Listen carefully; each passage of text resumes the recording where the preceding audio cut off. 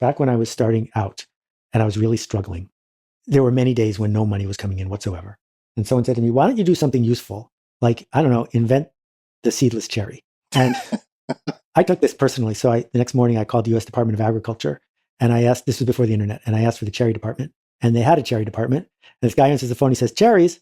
And I say, I'm on a quest. I want to figure out how to make a seedless cherry. And he said, well, a seedless cherry is actually quite easy, but you wouldn't want to do it because it would still have a pit. And the thing is, the seed's inside the pit. And if you don't have a pit, you can't have a cherry. Because the way drupes, that's a kind of fruit, like peaches, grow, is they have to have a pit, and it all grows around the pit. So no pit, no cherry. That's the way it goes. And so the book is the pit. And in the case of permission marketing, I wrote a book, but it turned into a $100 billion a year industry. That MailChimp and HubSpot and all the others, they were built around the idea in that book. So your status at work would go up if you knew more of the detail. Your connection would go up if you could stay current with it. But if that hadn't happened, then my career wouldn't have happened either, because all I did was show up with the pit, and then the fruit showed up around it.